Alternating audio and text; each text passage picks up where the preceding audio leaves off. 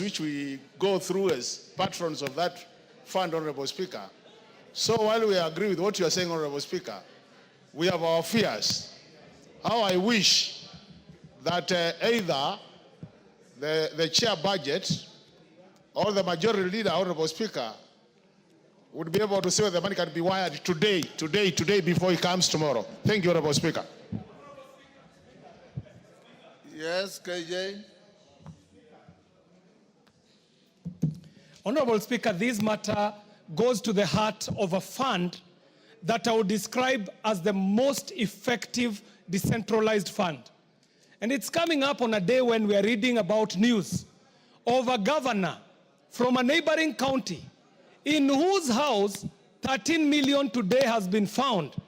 And we are being told that NGCDF is a great concern for the country.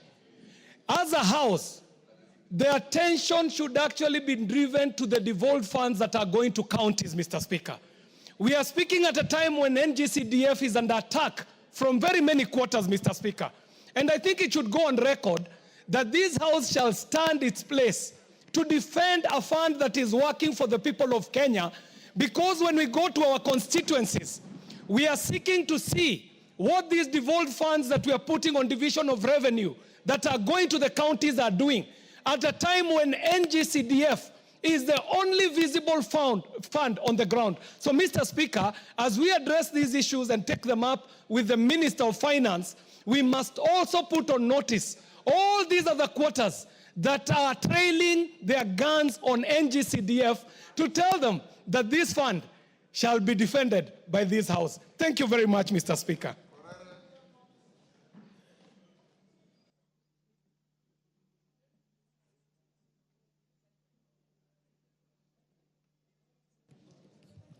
Thank you, Speaker. Speaker, thank you for your guidance also that the minister will be appearing in this House tomorrow. But again, Mr. Speaker, we are so passionately speaking about CDF because it is a very classical and typical example of what real devolution is. If you come to our county, Speaker, it's very easy to see with your naked eyes what CDF has done, but not what other funds are doing. And Mr. Speaker, I want the CS to hear this. Now that you've promised he's coming here tomorrow, he'd rather come here after he's disbursed monies to our accounts and come here with whatever evidence to show that that money has gone there. Failure to which, Mr. Speaker, will hold him hostage here until that is done. Honorable members. Order, honorable members. Member for Bumula, the minister is coming tomorrow. I'm not giving you a chance to speak. It is your point of order that caused the speaker to invite the minister. And being a diligent young parliamentarian, the right thing to do is to hold your horses. The minister will be here, and you'll be the first to ask any question after he finishes his statement, because you are the one who has caused him to come. So we don't have to be pre-debating what we will debate tomorrow. I want to encourage you members that every time CDF has been threatened, yours truly has been on the front line to defend it. And I have been doing so without any fear or favor or prejudice.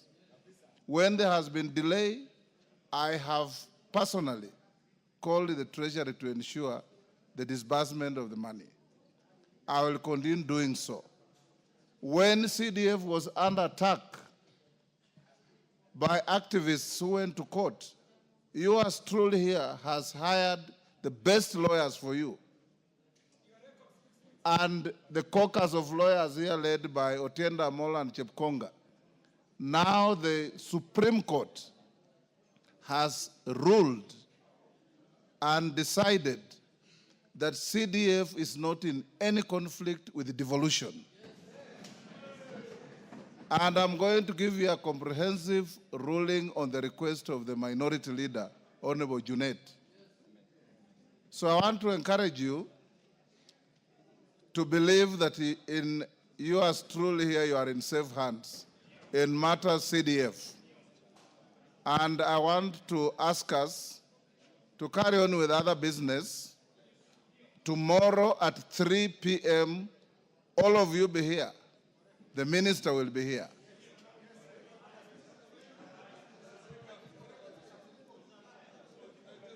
Yes, Farah. Speaker. I'm giving you this Yes. purely on the basis of your seniority. Absolutely. Thank you. Thank you. Thank you, Mr. Speaker. Mr. Speaker, if you notice what the Honorable KJ has raised, the CDF is only a trigger. We have a serious problem with the devolved funds in the counties in this country.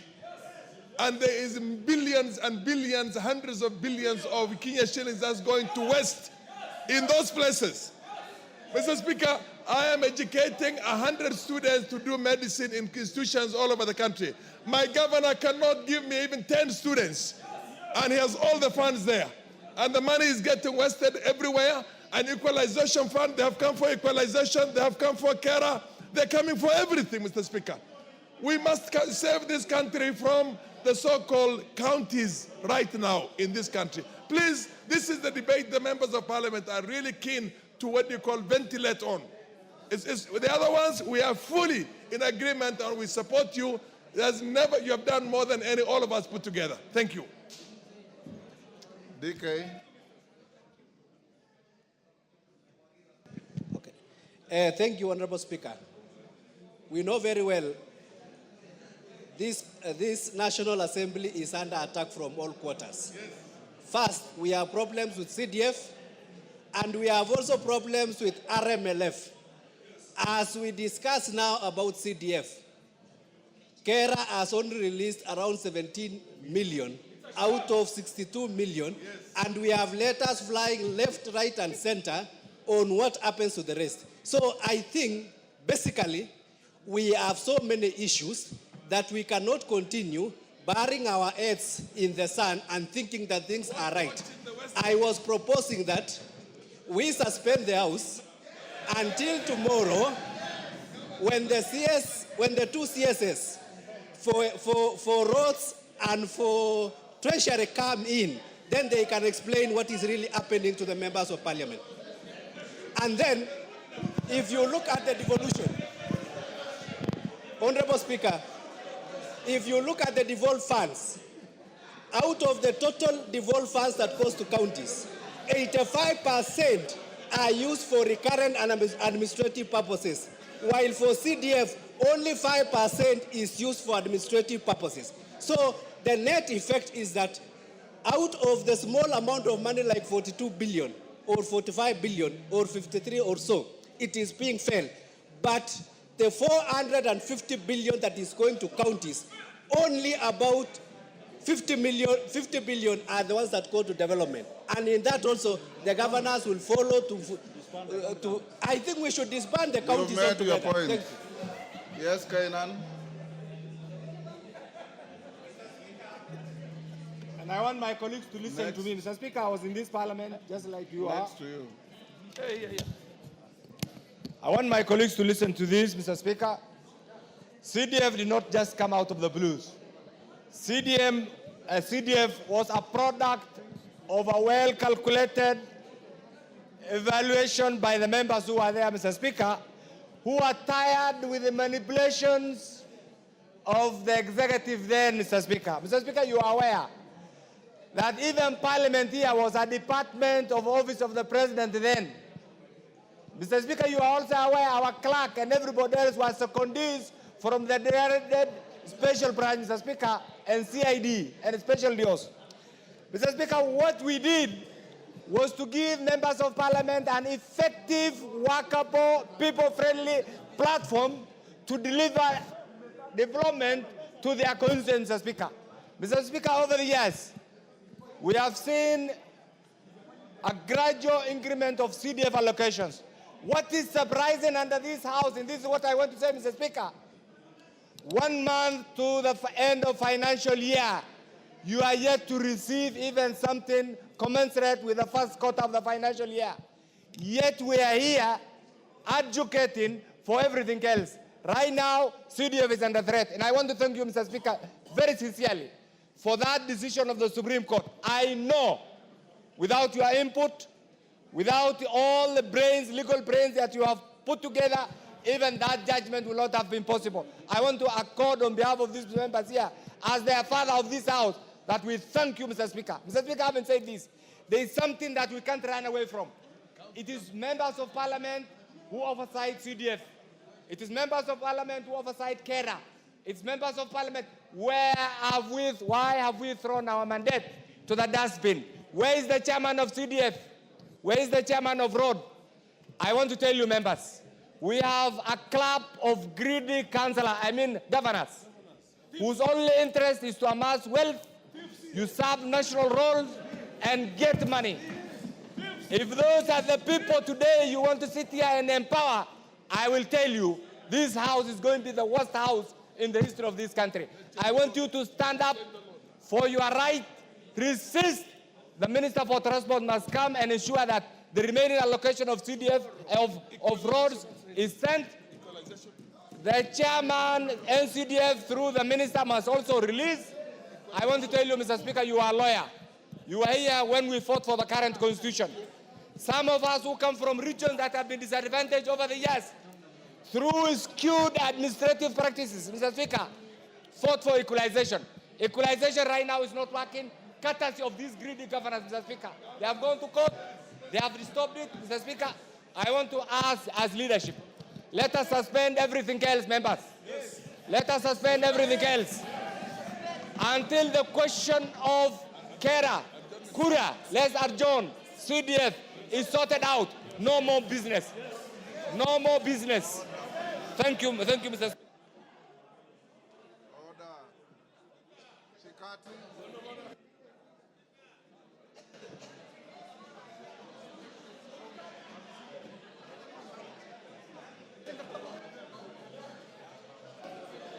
Thank you. Thank you, Mr. Speaker. Mr. Speaker. Order. Mr. Speaker, from what my colleagues DK and Kainan have presented, and given the mood of the House, I kindly request you, Mr. Speaker, to direct the suspension of the proceedings until tomorrow, Speaker. Order. Thank you, thank you. Yes, yes. Order. Order. Order, honorable members. Order. Order. Honorable members, order. Take your seats. Take your seats.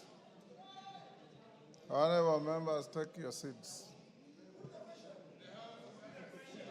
Take your seats. There's no matter before the House to put the question. Honorable members, I want to encourage you. This is your house. And you are the nerve center of everything in this country. You appropriate, you oversight, you legislate, you represent. You have the power in your hands. And I want to encourage you that it will be a very unwise decision to do what some of us are asking to do. For the simple reason, order. Order. Order, honorable members. I am your speaker, you elected me. And I have a duty to lead you and advise you. Is that Kimilu or Mwalio, who is looking very agitated? Kimilu, unajua kuna kitabu kiliandikwa na Mwalimu Nyerere. Fisi alikuwa anakunywa maji kwa mto, na kondoo pia alikuwa anakunywa maji kwa huo mto. Fisi alikuwa anakunywa kule maji natoka, kondoo chini kwenye maji naenda. Alafu fisi akauliza kondoo, mbona unanichafulia maji? Kondoo akasema, maji natoka kwako na kuja kwangu, nimeichafua namna gani? Akasema, kama hujachafua, kwa nini ulinitusi mwaka uliopita? Kondoo akasema, mzee, mwaka uliopita nilikuwa sijazaliwa. nilizaliwa juzi. Akasema kama si wewe ni baba yako ndiye alinitusi. Haja yake ilikuwa ni kumshika amule. Mwenye atakaye kufanya jambo lenye halifai hahitaji sababu. Anaitwa hasidi. Hakuna mahasidi kwa hii bunge. You are all honorable members of parliament. And I want to encourage you again, members of the House Business Committee, the minority leader, the majority leader, they know what we have been doing to fight for CDF. They know how much resistance we have put against your detractors. And for the record, members, I have been in this house before CDF, during CDF. And I don't want to talk about after CDF because there will be no after CDF. Because CDF is here to stay. And it will always be there. It is very easy. In one of the parliaments where we were with Farah and Kainan, we had 3 members in this house. One called John Koech, another one called Jimmy Angwenyi, and the third one was, who was the third one, Kainan? No, Ologo was much earlier. They used on behalf of this house, and they were holding no positions, to walk to the treasury and frog-march the minister to this house to tell you as members about CDF. It is an extremely cowardly act for members of parliament with all the powers under the constitution in your hands to boycott your work. It will be a very cowardly act, I can assure you, because as a house, you have impeached a minister, you have impeached a deputy president, you have powers in your hands. How do you run away from your own house? This is the big question. So I want to ask you, give the House an opportunity tomorrow to listen to a response to a very noble point of order raised by the member for Bumula. And it is only tomorrow, not the next day, not Thursday, not Friday, tomorrow at 2:30. If you agree with your speaker, we go on with the business. If you don't agree, those of you who are not keen to carry on with business, don't disrupt the House. Let those who want to have business go on with business. But as I finish, let me now give the majority leader an opportunity to tell